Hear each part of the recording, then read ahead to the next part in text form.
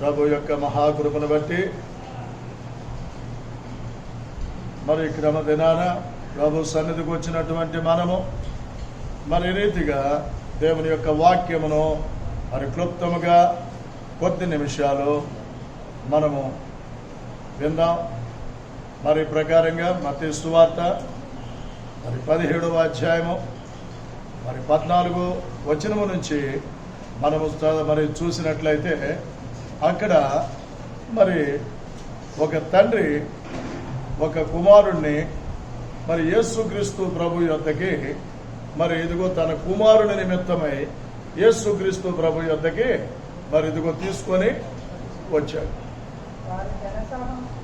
మరి ఈ ప్రకారంగా వచ్చినప్పుడు అక్కడ వ్రాయబడినటువంటి మాటలు మనం చూడవచ్చు. ప్రియమైనటువంటి వారు జనసమూహమునద్దకు వచ్చినప్పుడు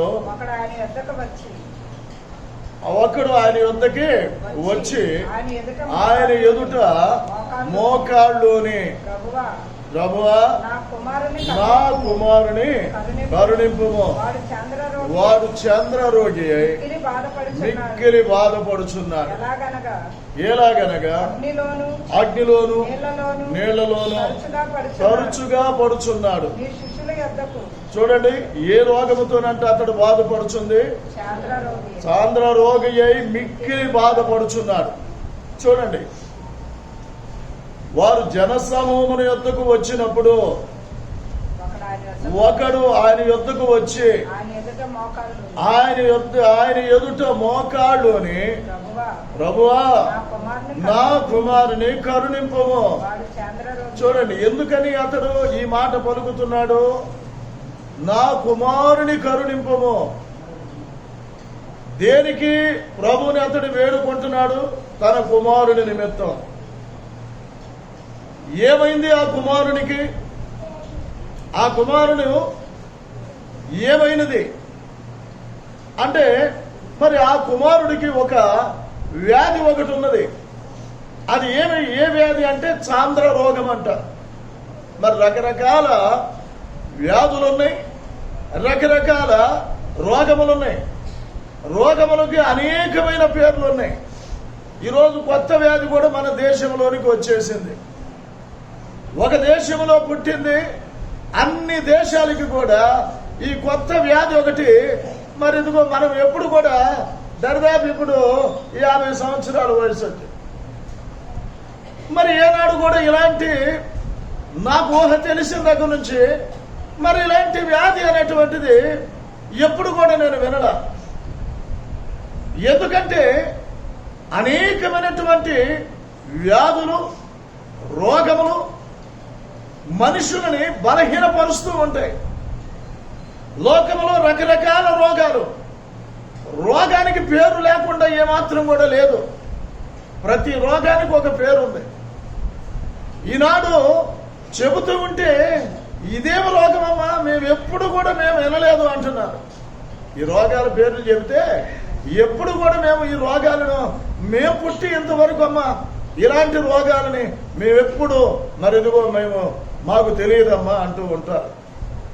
చాలా మంది అంటారు, ఇదిగో పుట్టిన దగ్గర నుంచి మాకు హాస్పిటల్ ముఖం చూడలేదని కొంతమంది అంటారు. ఇప్పుడు ఇక తప్పనిసరిగా ఇదిగో హాస్పిటల్ చుట్టూ తిరగాల్సి వస్తున్న పరిస్థితులు. ఎందుకంటే వారికి వచ్చినటువంటి వ్యాధులు, అనేకమైనటువంటి రోగములు. మరి ఈ రోగముల వల్ల మనుషులు ఏమైపోతున్నారంటే బలహీనులైపోతున్నారు. మానవుడిని బలహీనపరిచేస్తున్నాయి. మనుషులు బలహీనులైపోతున్నారు. అసలు వారికి ఏం జరుగుతుందో కూడా వారికి తెలియనటువంటి పరిస్థితుల్లో. అందుకనే మరి ఆ తండ్రి ఏమి చేశాడంటే చాలా మంది వద్దకు తీసుకొని వెళ్ళి ఉంటాడు.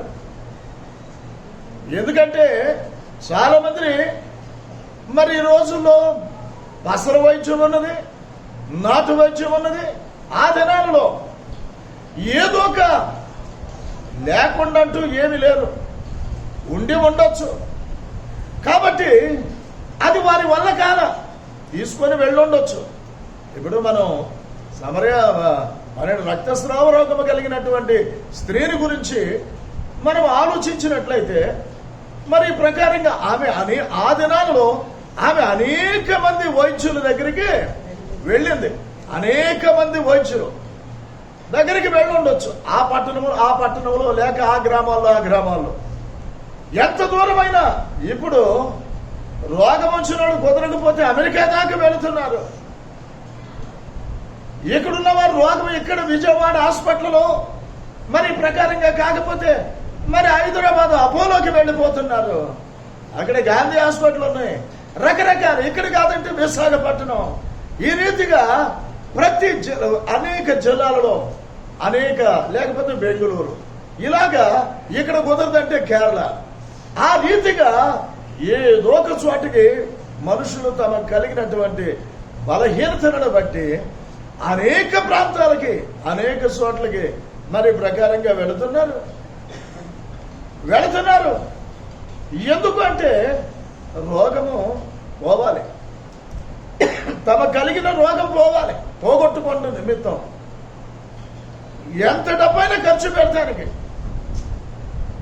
దేనికైనా ఖర్చు పెట్టడానికి కాస్త వెనకాడవచ్చు. కానీ ఇక రోగములు వచ్చినప్పుడు ఇక ముందు డబ్బు కాదు ముఖ్యం, మనిషి ముఖ్యం, బాగుపడటం ముఖ్యం, ఈ వ్యాధుల నుంచి విడుదల పొందటం ముఖ్యం అని మాట్లాడుకుంటాం కూడా మనం చాలాసార్లు వెళ్తూ ఉంటాం. డబ్బు పోతే పోయింది, బాగుపడితే అంతే చాలు, డబ్బు పోతే పోయింది అంటూ ఉంటారు. ఎందుకని? వ్యాధి నుండి విడుదల పొందాలి అనేటువంటి ఉద్దేశంతో అనేక మంది దగ్గరికి వెళతారు,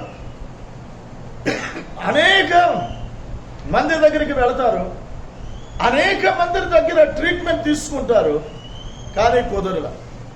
ఈమె గనక 12 సంవత్సరాల రక్తస్రావ రోగము కలిగినటువంటి స్త్రీ గనక తన వ్యాధిని పోగొట్టుకోవటానికి అనేక మందిని వైద్యుల దగ్గరికి వెళ్ళి ఎన్నో తిప్పలు పడింది. ఎంత మాత్రం కూడా ఆమె స్వస్థత పడలేదు. చివరికి ఎక్కడికి వచ్చింది? యేసు ప్రభు దగ్గరికి వచ్చింది. స్వస్థత ఎక్కడ దొరికింది ఆమెకి? యేసు ప్రభు దగ్గర దొరికింది. ఎక్కడ దొరికిందంటే లోకంలో ఆమెకు స్వస్థత దొరకదా. ఒక్కొక్కసారి కొంతమందికి దొరకవచ్చు, కొంతమందికి దొరకపోవచ్చు. ఎందుకంటే మరి ప్రకారంగా యేసుక్రీస్తు ప్రభు యొక్క మహిమను మరి ఇదిగో ఈ ప్రకారంగా బయలుపడటం కోసం. అందుకనే లాజరుకి వ్యాధి వచ్చింది. నీవు ప్రేమించు మా సోదరుడు రోగి ఉన్నాడు అని యేసుక్రీస్తు ప్రభుకి కబురు పెట్టారు. కబురు పెడితే మరి యేసుక్రీస్తు ప్రభు మరి ఆయన ఆ కబురు వచ్చిన తర్వాత కూడా మనం చూసినట్లయితే యోహాను సువార్తలో మరి రాయబడినటువంటి మాటను మనం గమనించవచ్చు. ప్రియమైనటువంటి వారులారా, అక్కడికి వచ్చినప్పుడు ఆయన కబురు చేశారు. మీరు మరి అతని అక్కా చెల్లెలు, ప్రభువా ఇదిగో నీవు ప్రేమించువాడు రోగి అయి ఉన్నాడని ఆయన యొద్దకు వర్తమానము పంపిరి. చూడండి, ఆయన యొద్దకు వర్తమానం పంపిరి. 3వ వచనం, 11 అతని అక్కా చెల్లెండ్రు, ప్రభువా ఇదిగో నీవు ప్రేమించువాడు రోగి అయి ఉన్నాడని ఆయన యొద్దకు వర్తమానం పంపిరి. యేసు అది విని ఈ వ్యాధి మరణము కొరకు వచ్చినది కాదు గాని దేవుని కుమారుడు దాని వలన మహిమపరచబడినట్లు దేవుని యొక్క మహిమ కొరకు వచ్చినదనెను.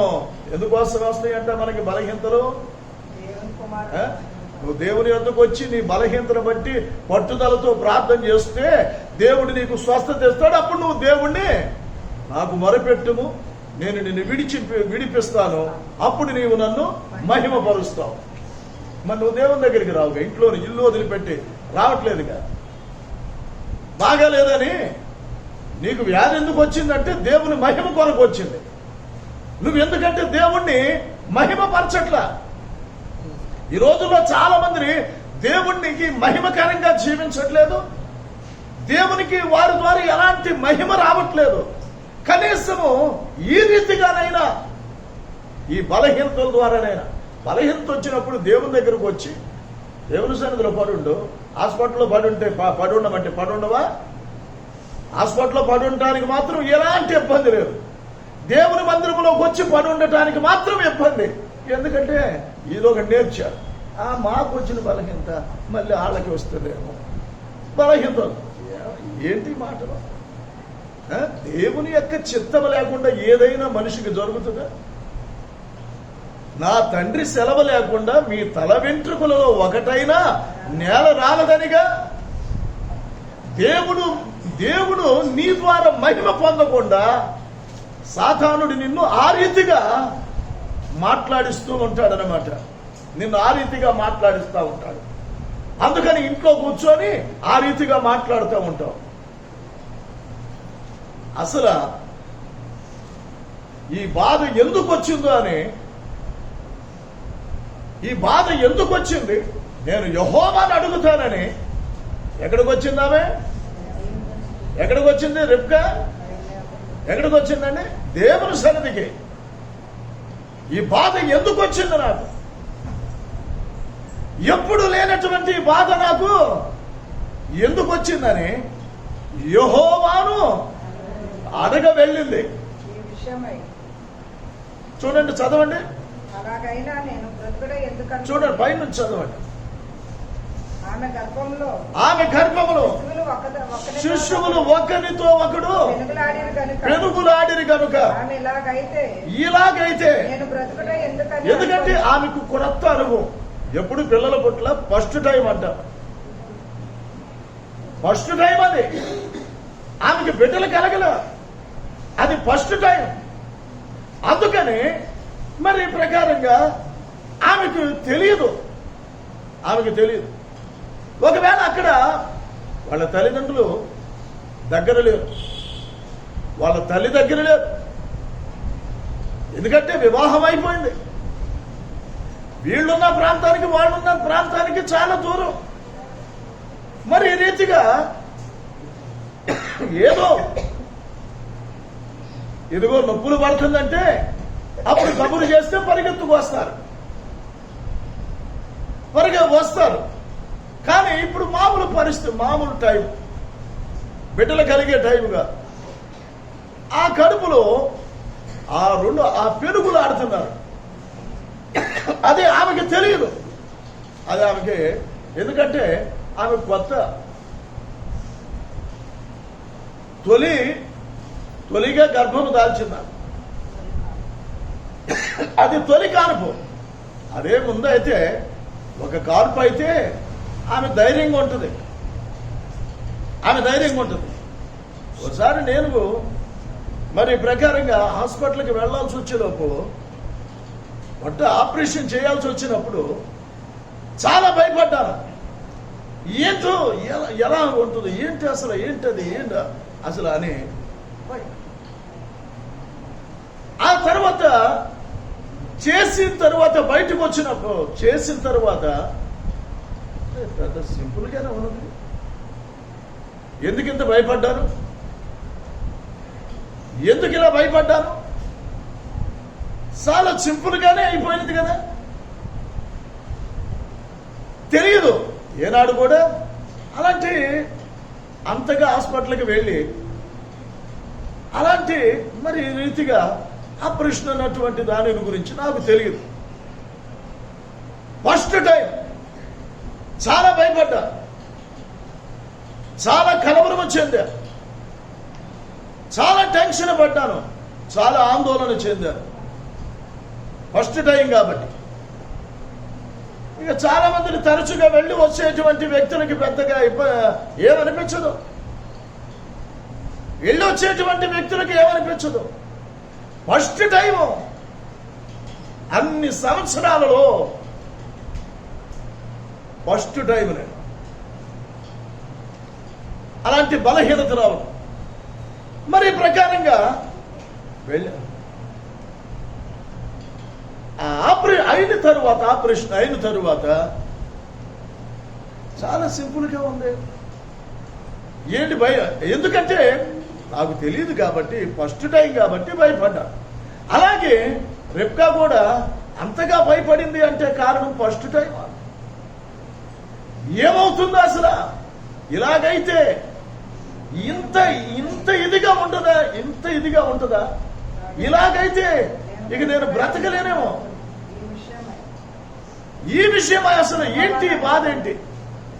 నేను యెహోవాను అడుగ వెళ్ళేదను అని ఈ రీతిగా ఆమె దేవుని సన్నిధికి వచ్చింది.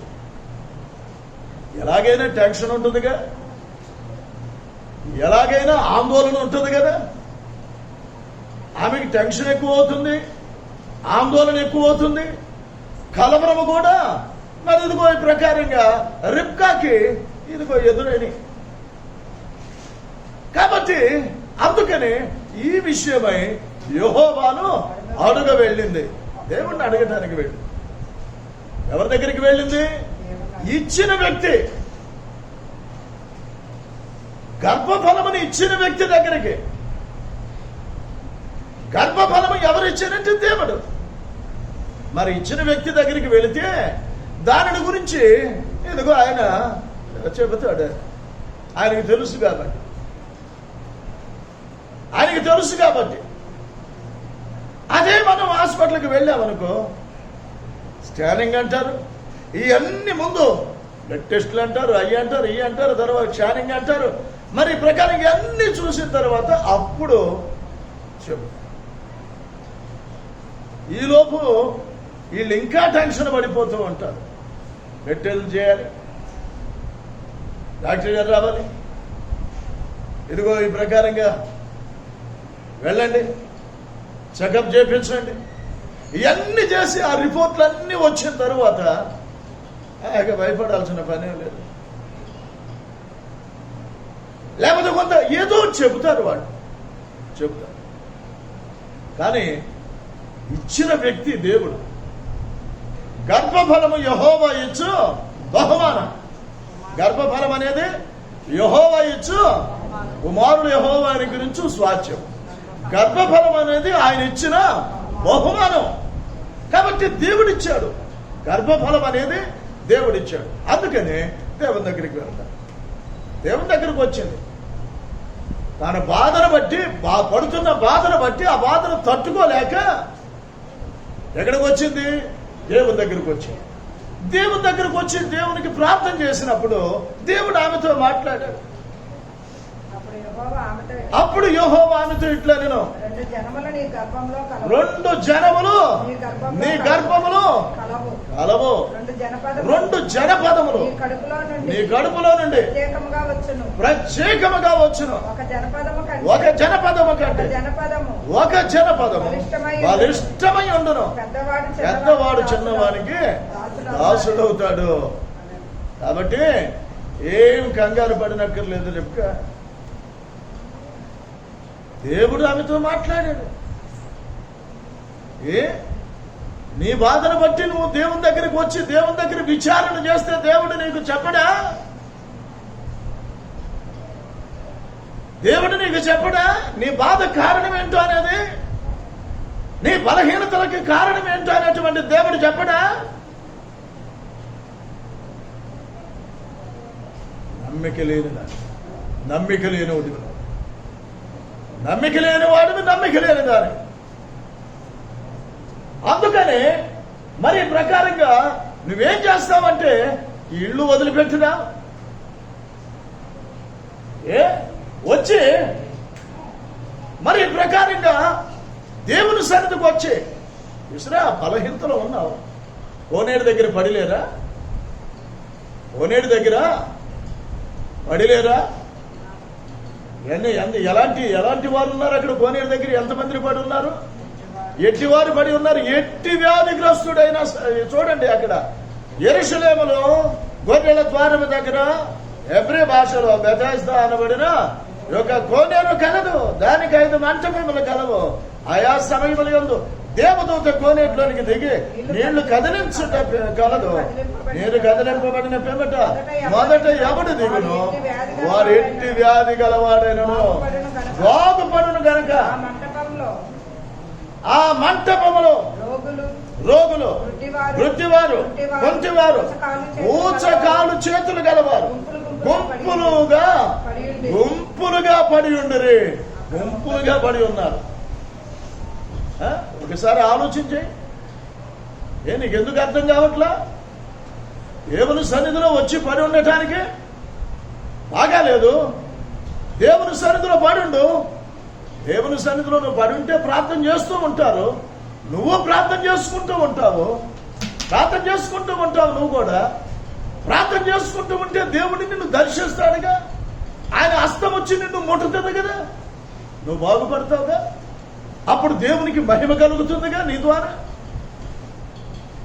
నువ్వు దేవుణ్ణి మహిమపరచవలసిన రీతిగా మనం మహిమపరచట్లా.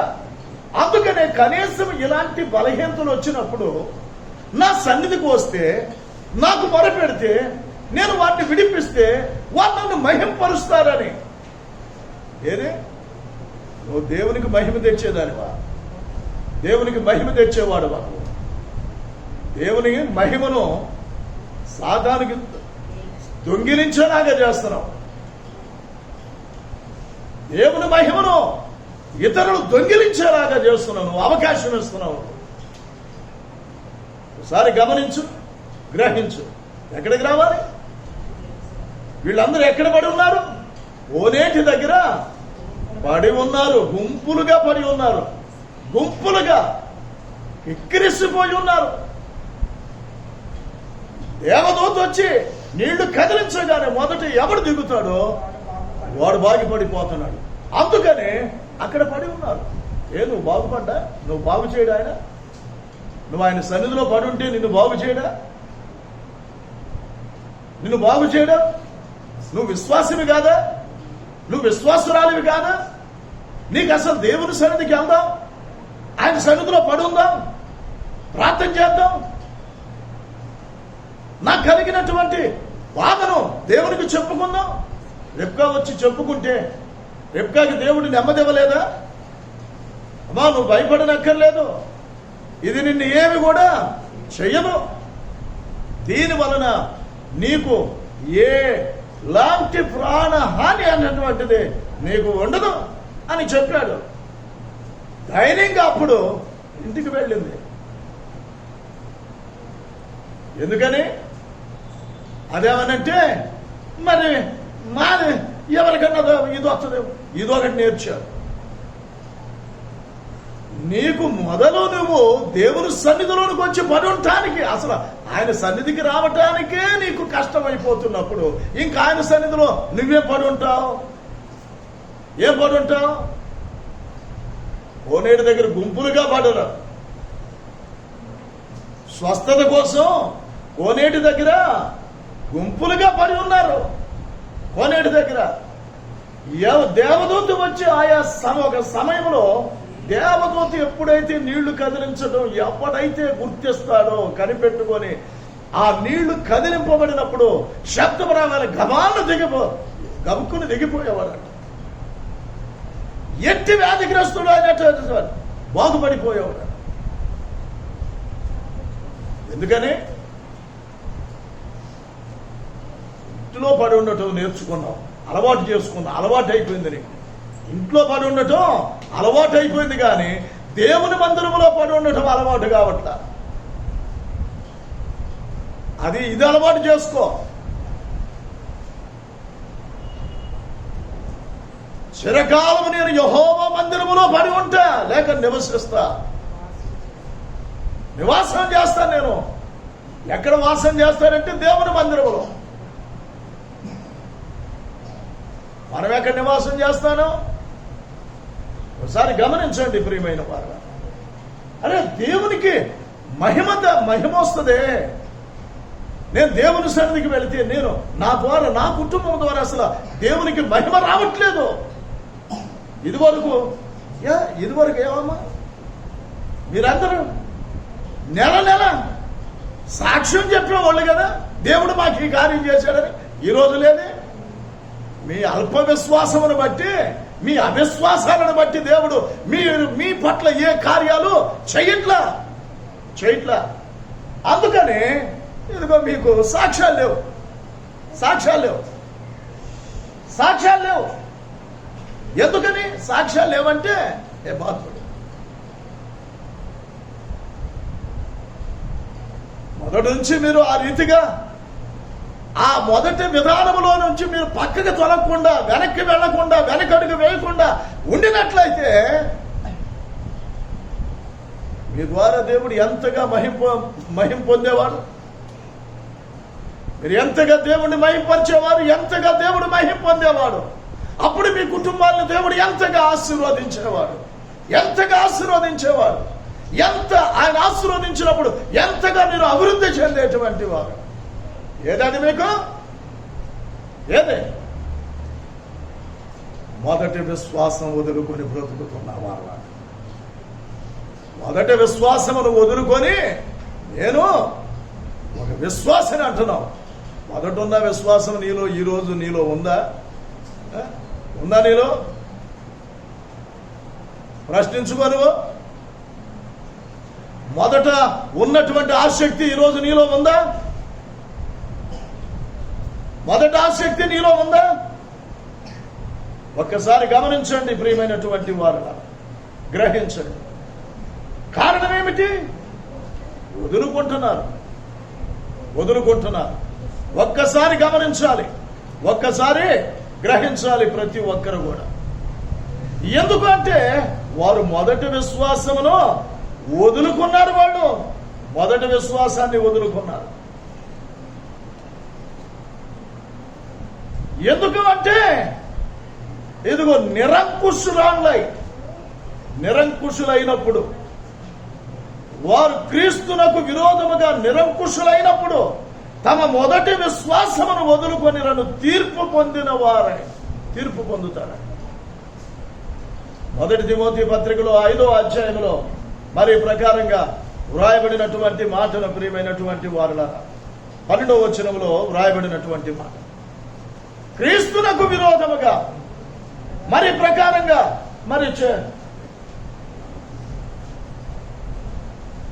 క్రీస్తునకు విరోధముగా నిరంకుశులైన తమ మొదటి విశ్వాసమును వదులుకున్నారు.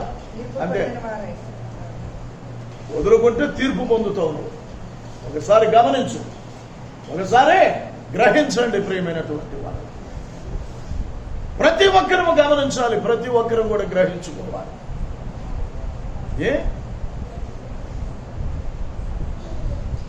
నువ్వు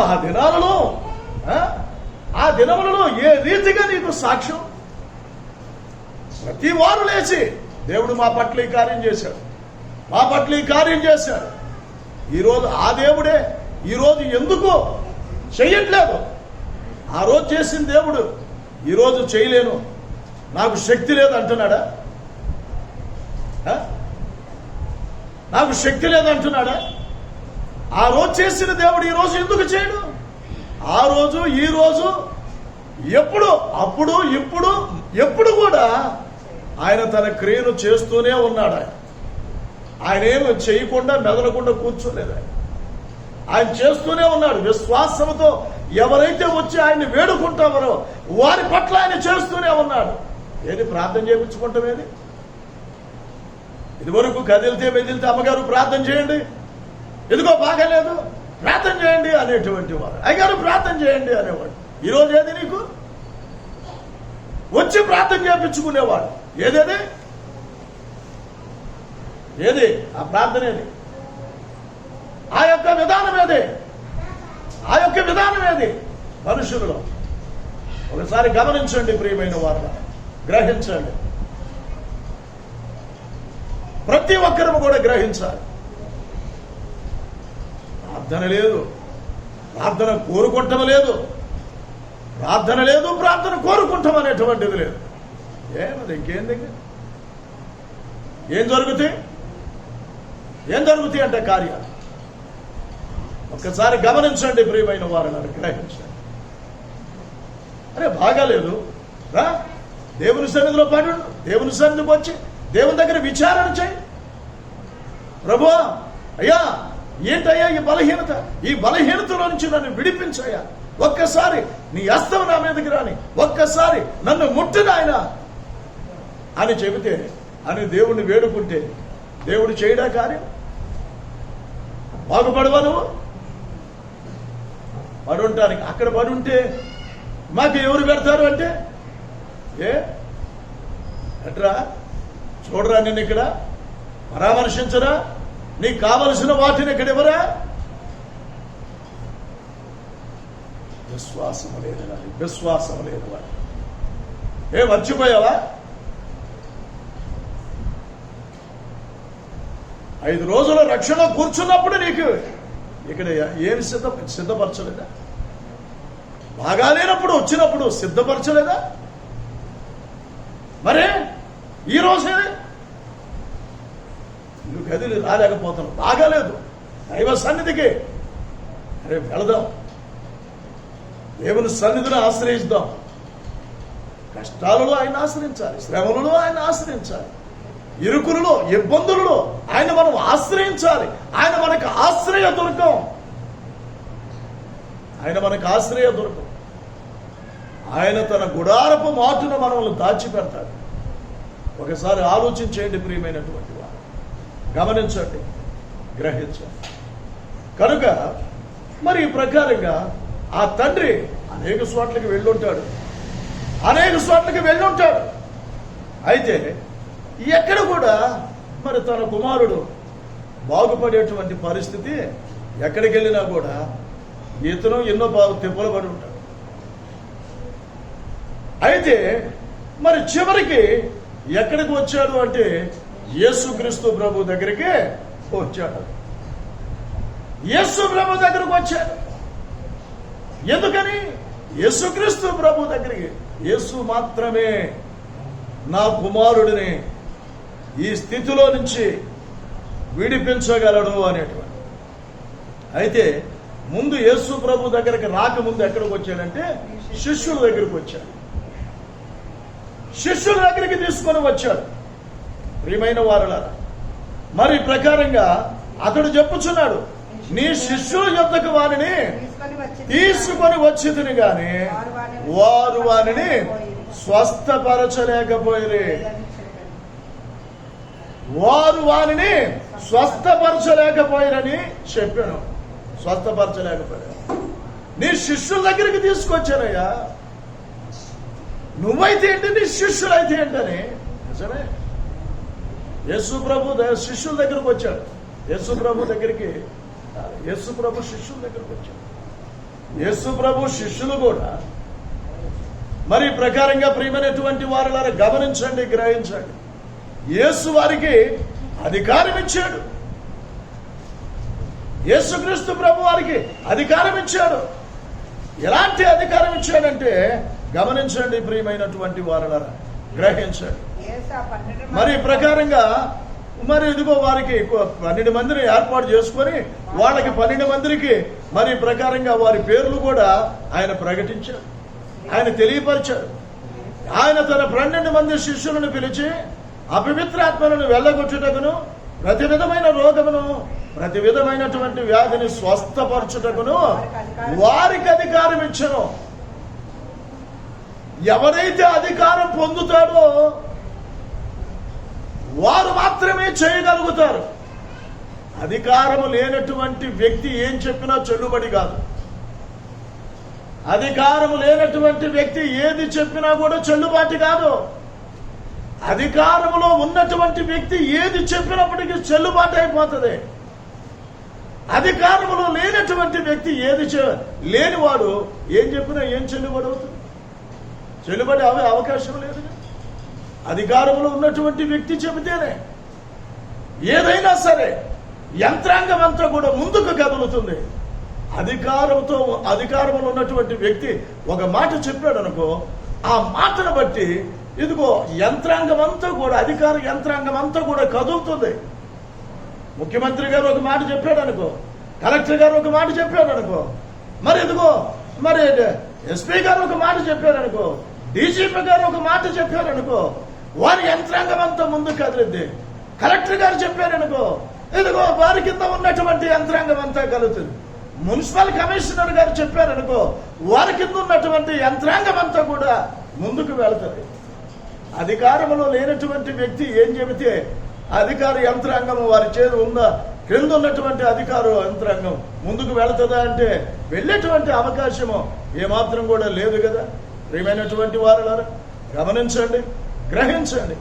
అందుకని ఆయన తన 12 మంది శిష్యులను పిలిచి అపవిత్రాత్మలను వెళ్ళగొట్టుటకు, ప్రతి విధమైన రోగమును, ప్రతి విధమైన వ్యాధిని స్వస్థపరచుటకును వారికి అధికారం ఇచ్చారు గనక, ఆ దినాల్లో యేసుక్రీస్తు ప్రభు వారికి అధికారం ఇచ్చారు గనక, ఆ అధికారమును బట్టి వారు ఆజ్ఞాపించినప్పుడు అనేక మంది ఏమైనటువంటి వారు గమనించండి, గ్రహించండి.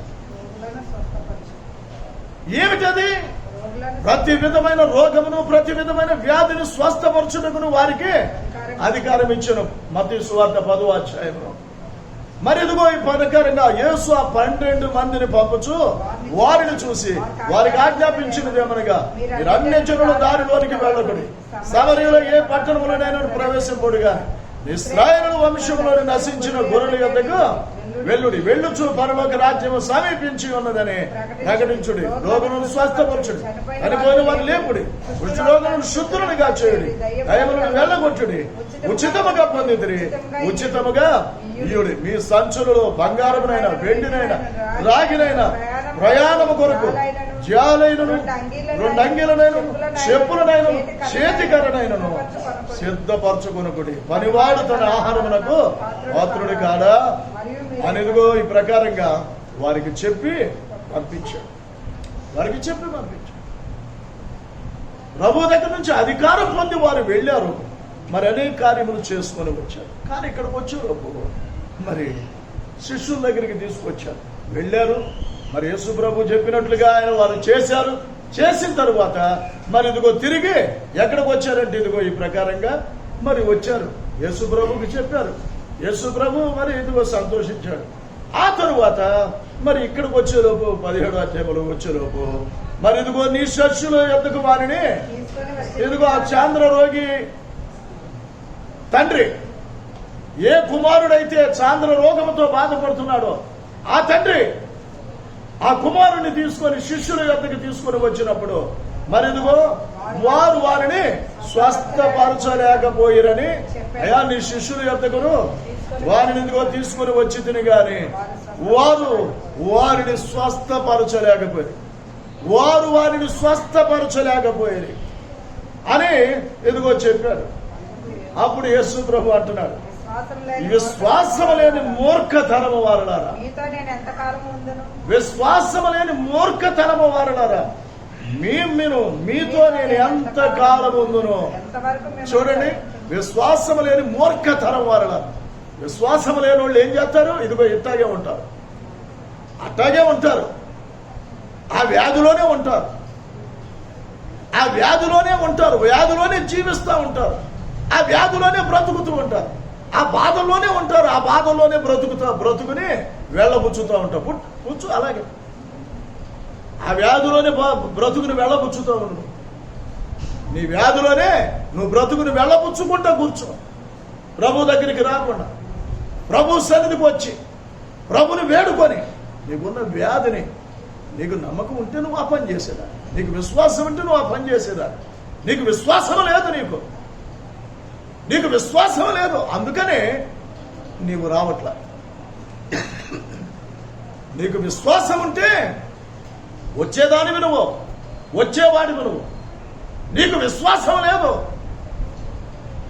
విశ్వాసం లేని మూర్ఖురాళ్ళు, మూర్ఖురాళ్ళు, విశ్వాసం లేనోళ్ళే, విశ్వాసం లేని మూర్ఖతరం వారలారా. మూర్ఖత్వంతో బ్రతుకుతూ ఉంటున్నావు తప్ప విశ్వాసంతో బ్రతకట్లేదు. మూర్ఖత్వంతో మాట్లాడుతున్నావు తప్ప మాట్లాడవలసిన రీతిగా మాట్లాడుతున్నావు. జాగ్రత్త ఏమనుకుంటున్నావు? ఎందుకని నమ్మి కోల్పోయి బ్రతుకుతున్నావు? దేవుని మీద నమ్మకం కోల్పోయి బ్రతుకుతున్నావేంటి? నమ్మకం కోల్పోయిన భక్తి చేస్తున్నావేంటి? నమ్మికతో భక్తి చేయి, నమ్మికతో రా. దేవుని యొద్దకు వచ్చేవారు ఎలా రావాలంటే ఆయన ఉన్నాడని రా. అర్థమైందా? ఆయన ఆయన ఉన్నాడని రా. హెబ్రీయులకు రాసినటువంటి పత్రికలు మరి ఇక్కడ వ్రాయబడినటువంటి మాటను మరి తెలియపరుస్తుంది. దేవుని యొద్దకి వచ్చువాడు ఆయన ఉన్నాడు. లేడని వస్తున్నావా? ఉన్నాడని వస్తున్నావా? లేడని వస్తున్నావా? ప్రార్థనకు ఉన్నాడని వస్తున్నావా? నువ్వు లేడని వస్తున్నావా? నువ్వు ఉన్నాడని వస్తున్నావా? ఎలా వస్తున్నావు నువ్వు? కొంతమంది ఉన్నారనే వస్తున్నారు, కొంతమందిని అలా రావట్లా.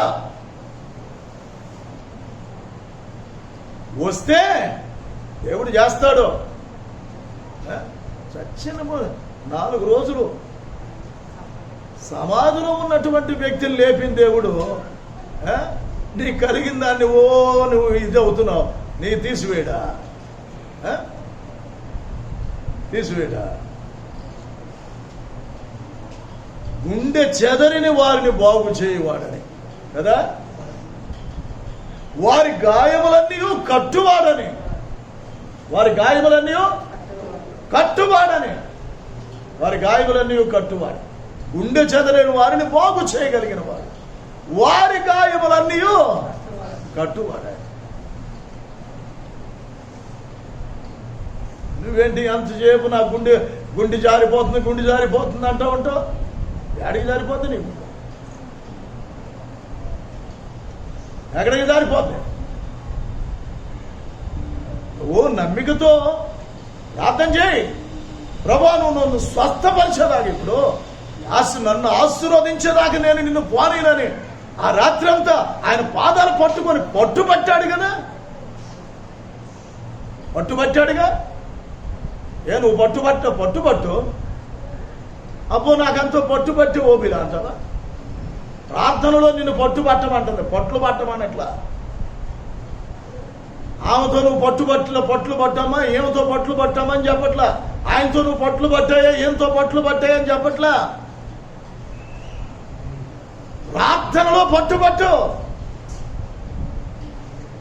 పట్టుదలతో ప్రార్థన చేయి. ప్రార్థనలో పట్టుత్వం అనేది ఉండాలి. ప్రార్థనలో పట్టుత్వం అనేది ఉండాలి.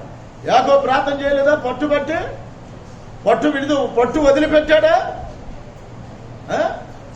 పట్టు వదిలిపెట్టాడా? ఏదంటారు పెద్దలు, పడితే కోతి పట్టు, ఉడుము పట్టు, పిల్లి పట్టు అంటారు. పట్టు పడితే ఇక వదిలిపెట్టకూడదంట. పట్టు పడితే యాకోబు చేసింది అదే, పట్టుబట్టాడు దేవుని సన్నిధిలో. నువ్వు నన్ను ఆశీర్వదిస్తేనే నేను నిన్ను పోనీను, నేను నిన్ను విడిచిపెట్టను. నన్ను పోనీ, నువ్వు నన్ను ఆశీర్వదిస్తేనే నేను నిన్ను పోనిస్తాను. నేను ఇక్కడి నుంచి కదలను. నువ్వు నన్ను స్వస్థపరిస్తేనే నేను నీ మందిరములో నుంచి నేను వెళతాను, నన్ను స్వస్థపరిస్తేనే అని ఉంటావా? ఉంటావా? అదేమనంటే కింద పండుకోలేవు.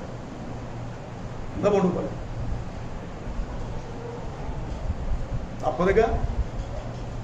దేవుని కోసం దేవాలయంలో మంచాలేరుగా. మరి అన్న 84 సంవత్సరాలు ఆమెకి ఏ మంచం వేశారు అక్కడ? ఏ మంచం వేశారు? సమయాలు పెరిగి పెద్దవాడి దగ్గర ఏ ఉయ్యాల్లో ఊగాడు? ఏ మంచం వేశారు ఆయనకి? దేవుని సన్నిధిలోకి వచ్చి పడి ఉండటానికి నీకు ఎంత వాదన, ఇంతైనా ఇదవుతున్నావు తప్ప దేవుడు నన్ను స్వస్థపరిచేదాకా నా దేవుడు నన్ను ఎందుకు స్వస్థపరచడు? నన్ను అనేక సార్లు స్వస్థపరిచిన దేవుడు నన్ను ఇప్పుడు స్వస్థపరచడా?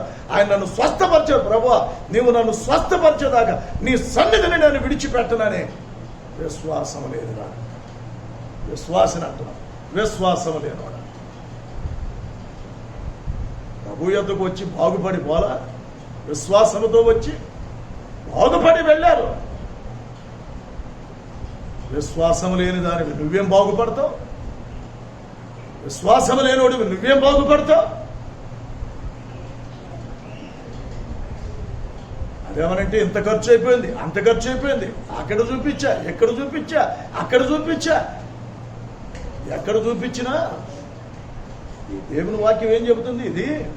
ఈ వ్యాధి మరణము కొరకు వచ్చింది కాదు, దేవుని కుమారుని మహిమ కొరకు వచ్చింది. దేవుని మహిమ కొరకు వచ్చింది ఇది. దీని ద్వారా దేవుడు మహిమ పొందుతాడు. నీకు వచ్చింది కూడా అదే. నీ ద్వారా నిన్ను స్వస్థపరిచి, నువ్వు వేడుకుంటే నిన్ను స్వస్థపరిచి ఆయన మహిమ పొందాలనుకుంటుంటే దేవుని సన్నిధికి వచ్చి పట్టుదలతో ప్రార్థించుకోలేదా? పట్టుదలతో ప్రార్థించుకోలేదా? అలాగానే అయిపోవాలి. చేయగానే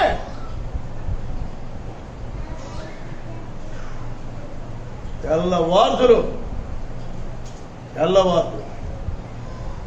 యాకోబు పెనుగులాడు. ఒక దర్శనం యొక్క భావం కోసం దానియేలు దరిదాపుగా 20 రోజులు పట్టుబట్టాడు. 3 వారాలు పట్టుదల లేదు. నీలో ఎక్కడుందో పట్టుదల? దేవుని యొద్దకు వచ్చువాడు ఆయన ఉన్నాడనియో, తన్ను వెతుకు వారికి ఫలము దయచేయవాడనియో నమ్మవలెను కదా. నమ్మాలిగా, నీకు నమ్మిక ఉండాలిగా. నా దేవుడు నన్ను స్వస్థపరుస్తాడు, నా దేవుడు నన్ను బాగు చేస్తాడు. నేను ఆయన సన్నిధికి వెళ్తాను, నేను అక్కడ ప్రార్థించుకుంటాను.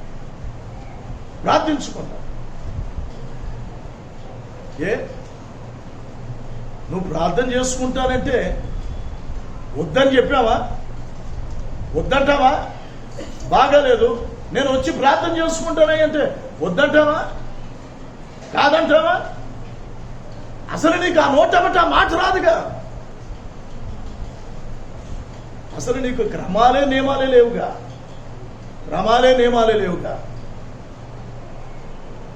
ఏనాడైతే నువ్వు వెనకడుగు వేసావో ఆనాడే నువ్వు విత్తుకుంటున్నావు. నువ్వు దేవుణ్ణి ఏనాడైతే నిర్లక్ష్యం చేస్తారో ఆనాడే వారు విత్తుకున్నావు. నువ్వు ప్రార్థనలు వదిలిపెట్టి నీ సొంత పనుల కోసం ప్రయాణాలు చేసావు. ప్రార్థన వదిలిపెట్టి, ప్రార్థనకు ప్రాధాన్యత ఇవ్వకుండా, క్రమానికి ప్రాధాన్యత ఇవ్వకుండా, పెద్దలు చెప్పినా కూడా నువ్వు విన్నావా? పట్టించుకున్నావా? నువ్వు వెళ్ళకూడని చోటకు నువ్వు వెళ్ళావు. ఎవరు వెళ్ళాలో అని చెప్పినా లెక్క చేయకుండా వెళ్ళావు.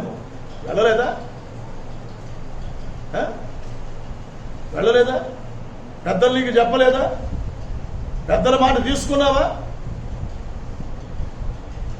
సొంత నిర్ణయాలు, సొంత డిసిషన్లు తీసుకుంటమే, వెళ్ళిపోవటమే. ఆనాటి నుండి కాదా? ఎప్పుడు కూడా గ్రహించుకోవాలి, గమనించుకోవాలి. మనుషులు గ్రహించరు. తీసుకో జీవితంలోనికి. పెద్దల మాట సద్దిమూట లాంటిది అన్నారు. సరే, దేవుని మాట తీసుకున్నావా? పని అయ్యా, నేను వెళ్ళొచ్చా? వీళ్ళమ్మటి వెళ్ళొచ్చా, వెళ్ళకూడదా? ఈ పరిస్థితుల్లో నేను వెళ్ళొచ్చా, వెళ్ళకూడదా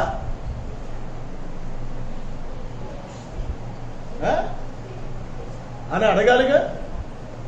దేవుణ్ణి అడిగావా? సరే, పెద్దలు చెప్పారు, వినిపించుకోలేదు. దేవుణ్ణి అడిగావా? దేవుణ్ణి అడగవు. ఎందుకంటే నీ స్వంత ఆలోచనని. ఎప్పుడు కూడా గమనించండి ప్రియమైన వారలారా, గ్రహించండి. ప్రార్థన ఉండాలి.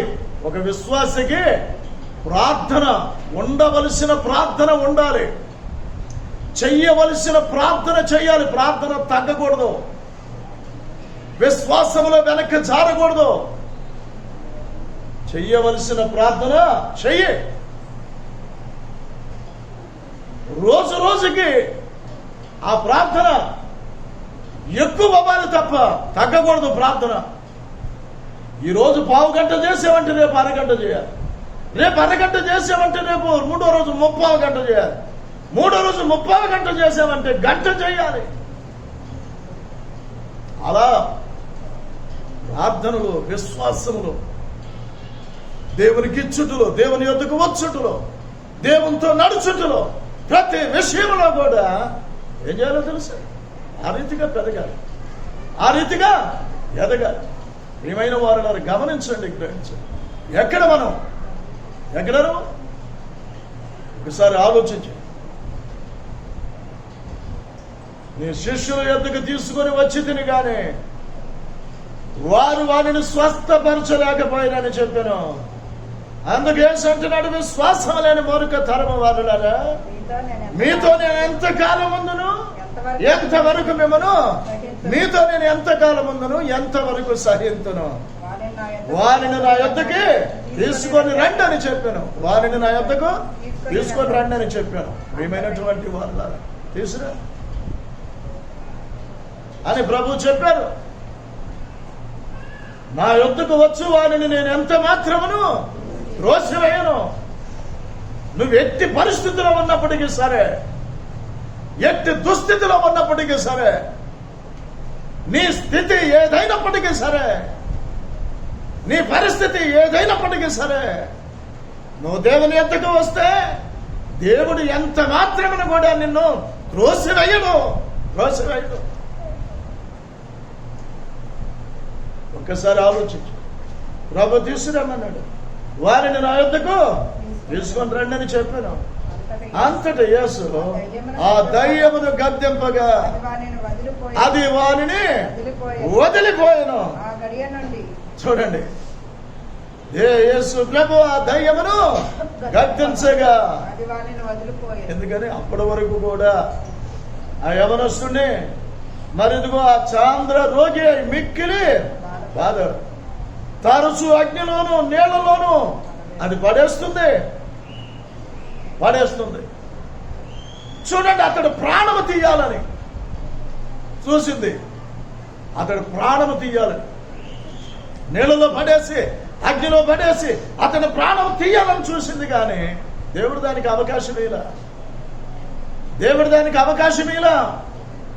ఎందుకంటే నీ తండ్రి సెలవు లేక నీ తల వెంట్రుకలో ఒకటైనా రాలిపోదు అనేటువంటిది. దేవుని యొక్క చిత్తం లేకుండా మనకి ఏది జరగదు. ఒకవేళ ఏదైనా జరిగినా అది మన మేలు కోసమే, కీడు కోసమే మాత్రం కూడా కానే కాదు.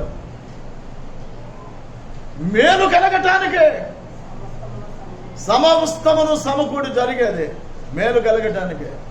ఎందుకని గ్రహించట్లేదు, ఎందుకని గమనించట్లేదు కనుక మరి తరచూ అతన్ని అగ్నిలోను నీళ్లలోను పడేసి ప్రాణము తీయాలని చూసింది. అతను ఎక్కడికో వెళ్ళాడు. చివరికి యేసుక్రీస్తు ప్రభు దగ్గర శిష్యుల దగ్గరికి తీసుకొచ్చాడు.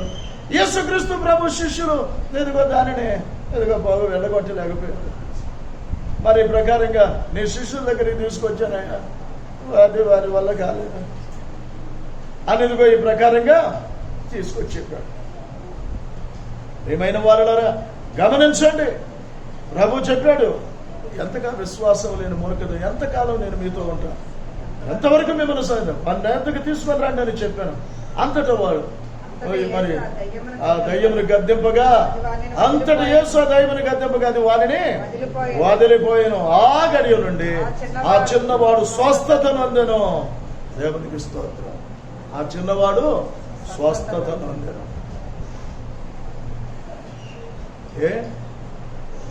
ప్రభు నిన్ను స్వస్థపరచలేడా? ప్రభు యొద్దకు వస్తే, ప్రభుని వేడుకుంటే నీ బిడ్డను బట్టి నీకు తెలియదా? నీ బిడ్డకు బాధపడుతుందని చెప్పుతున్నావు, కానీ నీ బిడ్డ బాధ నిమిత్తం నువ్వు దేవుని సన్నిధికి వచ్చి, నీ భార్య బాధపడుతుంది అంటున్నావు, కానీ దేవుని సన్నిధికి వచ్చి నీ భార్య నిమిత్తం ప్రార్థన చేస్తున్నావా? నీ భర్త బాధపడుతున్నాడని చెబుతున్నావు, కానీ దేవుని సన్నిధికి వచ్చి నీ భర్తను బట్టి ప్రార్థన చేస్తున్నావా? లేక ఆయన తీసుకొని ప్రభు దగ్గరికి తీసుకొస్తున్నావా? లేక ఆమెను తీసుకొని ఆమెను ప్రభు దగ్గరికి తీసుకొస్తున్నావా? లేక నీ బిడ్డను తీసుకొని ప్రభు దగ్గరికి తీసుకొస్తున్నావా? నువ్వు విశ్వాసివి కాదా? నీకు విశ్వాసం లేదా? ఉందా లేదా నీకు విశ్వాసం? ఉంటే నువ్వు ఈ పని ఉంటే ఆ పని చేసేదాన్ని, ఆ పని చేసేవాడు. నీకు లేదు, నీకు విశ్వాసం లేదు. మొదటి విశ్వాసం వదులుకున్నావు, వదులుకున్న వాడికి వదులుకున్నా దాన్ని నువ్వెందుకు వస్తావు? ఉంటే వచ్చేదానివే. ఇదిగో ఇతడు వచ్చాడు యేసు ప్రభు దగ్గరికి, తన బిడ్డను తీసుకుని వచ్చాడు. కానాను స్త్రీ తన కుమార్తె నిమిత్తము రాలేదా యేసు ప్రభు దగ్గరికి? ఆమె ఇంటికాడ పడుకోబెట్టి, ఇంటికాడ ఎవరు లేరు, ఇంటికాడ ఎవరు లేరు, చూసేవాళ్ళు లేరు, చూసేవాళ్ళు లేరు. మరి ఆయన ఇంటికాడ వదిలేసిరాలా? వెంట పెట్టుకొని తీసుకుని వచ్చారు. ఒక్కొక్కరు వెంట పెట్టుకొని తీసుకుని వచ్చారు. ఒక్కొక్కరు తీసుకురాలేని పరిస్థితిలో ఉన్నప్పుడు అక్కడ వదిలేసి వచ్చారు. ప్రియమైనటువంటి వారు గమనించండి, గ్రహించండి. అలా తీసుకుని వచ్చిన వారికి స్వస్థత కలిగింది. అలా ఇంటి దగ్గర వదిలేసి వచ్చి ప్రభుని వేడుకున్న వారికి, వారి బిడ్డలకు స్వస్థత వచ్చింది.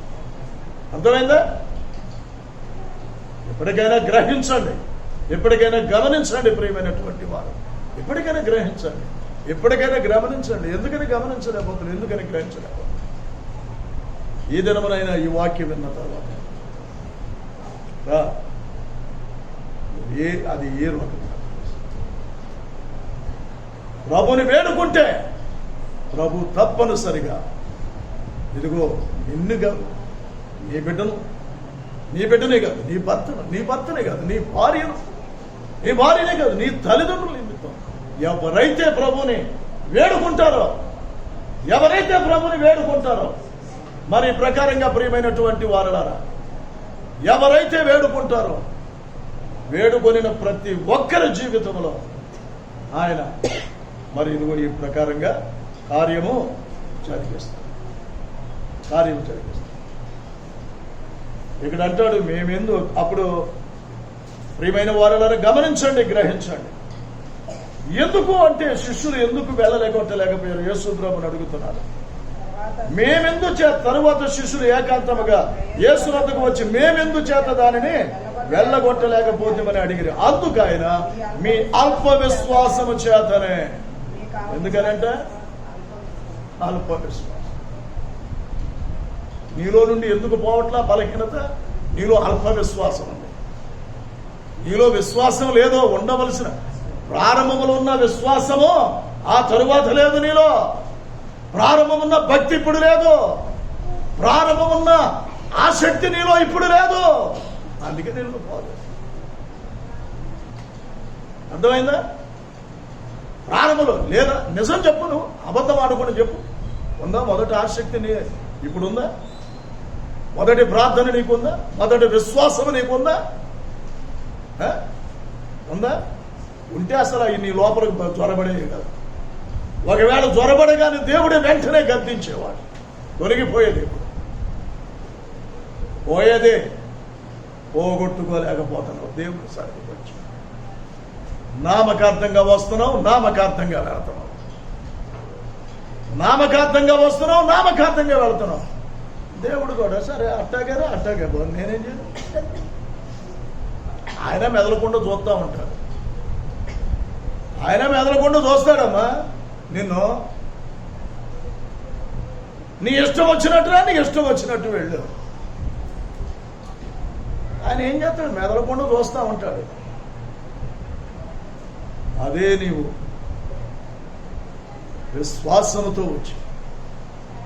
విశ్వాసముతో వేడుకుంటే తప్పనిసరిగా ఆ తండ్రి తన కుమారుణ్ణి యేసుక్రీస్తు ప్రభు దగ్గరకు వచ్చి ఆయన్ని కరుణించమని ఆయన యొద్దకు వచ్చి ఆయన ఎదుట మోకాళ్ళుని ఎదుగో ఈ ప్రకారంగా ప్రభువా నా కుమారుని కరుణించు అయ్యా, వాడు చంద్రరోగి మిక్కిలి బాధపడుచున్నాడు. ఎలాగలిగి అగ్నిలోను నీళ్లలోను తరచుగా పడిపోతున్నాడయ్యా. పడివేస్తుంది. ఏమైనటువంటి వారులారా గమనించండి, గ్రహించండి. ప్రభు స్వస్థపరచండి. ప్రభు యొద్దకు వచ్చి ప్రభుని వేడుకుంటే నిన్ను స్వస్థపరచడం.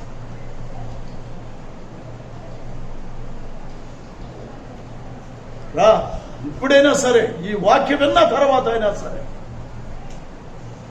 రా. నీవు నీ భార్యను బట్టి నువ్వు రా, నీ భర్తను బట్టి నువ్వు రా, నీ బిడ్డను బట్టి నువ్వు రా, దేవుని సన్నిధికి రా, దేవుని వేడుకో. తప్పనిసరిగా ప్రభు నీ పట్ల కార్యం చేస్తాడు. ఆ చిన్నవాడిని బాగు చేశాడు. ఆ చిన్నవాడి యొక్క చంద్ర రోగమును అయ్యం అది ఏం చేసిందంటే ఆ రోగానికి గురి చేసింది. మనకి దేంట్లో జ్వరపడతానేమో నీకే తెలియట్లా. నీకు అది జ్వరపడిందన్న సంగతి నీకు తెలియట్లా.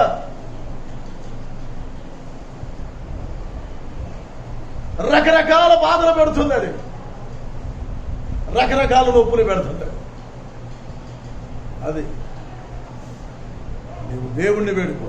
తప్పనిసరిగా దేవుడు నీ పట్ల కూడా ఆ తండ్రి తన పిల్లవాడిని తీసుకొచ్చి, గుణస్తుడు ఆ బిడ్డను తీసుకొచ్చి ప్రభు దగ్గర వేడుకున్నాడు. ప్రభు ఆ బిడ్డని బాగు చేశాడు. నువ్వు కూడా రా ప్రభు దగ్గర. ప్రభుని వేడుకున్నట్లయితే ప్రభు నిన్ను కూడా నువ్వు ఎవరిని బట్టి వేడుకుంటావో వారిని దేవుడు బాగు చేస్తాడు. అట్టి కృప ఇవ్వాలి ప్రభు, అట్టి కృప ఇవ్వాలి. పరిశుద్ధాత్మ దేవుని యొక్క సాక్షి ప్రార్థన చేసుకున్నాం. ప్రార్థన దేవుడి యొక్క మాటలు మన వినికిడిలో దీవించి ఆశీర్వదించును గాక. ఆమేన్, ఆమేన్. మమ్మల్ని మిక్కిలిగా ప్రేమించిన మా ప్రియ పరలోకపు తండ్రి, నీ పరిశుద్ధ నామముకు లెక్కలేని స్తుతులు స్తోత్రములు మా ప్రభువా. మీ కృపను బట్టి, మీ దయను బట్టి మా బ్రతుకులో, మా జీవితంలో మీరు మాకు అనుగ్రహించిన ఈ సమయం కొరకే మీకు స్తోత్రములు నాయన. ఈ దినపారాధన కొరకే మీకు స్తోత్రములు నాయన. ఇంతవరకు మా ప్రభా నీ మాటలు మా ప్రభా మీరు మాకు అందించారు నాయన. ఎదుగో మా ప్రభా తండ్రి, ఒక తండ్రి నాయన తన కుమారుడు చంద్ర రోగముతో నాయన బాధపడుచుంటుండగా, అది మా ప్రభా అతనిని నాయన తరచు అతడు నిప్పుల్లో నీళ్ళల్లో పడిపోతున్నాడు. అతడు ప్రాణము తీయట కోసం నాయన మా ప్రభా వ్యాధిని మా ప్రభా తండ్రి నాయన అతన్ని బాధ పెడుతున్నప్పుడు ఆ యొక్క చండి బిడ్డ యొక్క బాధను చూసి తండ్రి నాయన అయ్యా నీ సన్నిధికి వచ్చాడు. ముందుగా శిష్యుల దగ్గరికి తీసుకొచ్చాడు, కానీ అది దానిని పోగొట్టలేకపోయారు. అతడు నీ యొద్దకు వచ్చి నిన్ను వేడుకున్నాడు నాయన. మా ప్రభా నీకు స్తోత్రం. అప్పుడు నాయన మీరు ఆ దయ్యమును గద్దింపగా నాయన అతన్ని బాధ పెడుతున్నటువంటి అతనికి ఏ రోగమునైతే కలుగు ఆ రోగము నుండి అతడు విడుదల పొందాడు నాయన. నీకు స్తోత్రమున. కనుక మా ప్రభా ఈ దినమున నాయన ఎవరైనప్పటికీ సరే, వారి భర్తకున్న బలహీనతను బట్టి, వారి భార్యకున్న బలహీనతను బట్టి, వారి యొక్క బిడ్డలకున్న బలహీనతను బట్టి, వారికి తల్లిదండ్రులకున్న బలహీనతను బట్టి, ఎవరి బలహీనతలు బట్టి అయినప్పటికీ సరే నీ సన్నిధికి వచ్చి నిన్ను వేడుకొని మా ప్రభా తండ్రి మీరిచ్చే స్వస్థతను, సంపూర్ణమైన స్వస్థతను వారు పొందుకునే కృపను మీరు అనుగ్రహించమని సహాయం చేయండి. నీ సన్నిధిని ఆత్మనుంచమని ప్రార్థిస్తున్నాను. నీ కృపలో భద్రపరచు ముద్రించమని. ఆ రీతిగా ప్రతి ఒక్కరూ వారికి ఉన్న బలహీనతలు బట్టి నీ సన్నిధికి విశ్వాసముతో వచ్చి నిన్ను వేడుకొనినప్పుడు వారికి ఉన్న వ్యాధుల నుంచి విడిపిస్తావు నాయన. అట్టి విశ్వాసంతో నీ సన్నిధికి వచ్చి వేడుకుని కృప దయచేయమని క్రీస్తునామని అడుగుచున్నాము తండ్రి. మన తండ్రి అయిన దేవుని యొక్క దయ, కుమారుడైన యేసుక్రీస్తు వారి కృప, పరిశుద్ధాత్మ అన్యోన్య సహవాసం ఎప్పుడు ఎల్లప్పుడు ప్రభు రాక పర్యంతం ఆయన సన్నిధి, ఆయన ఆత్మ మనందరికీ తోడే కాపాడి నడిపించును గాక. ఆమేన్, ఆమేన్, ఆమేన్.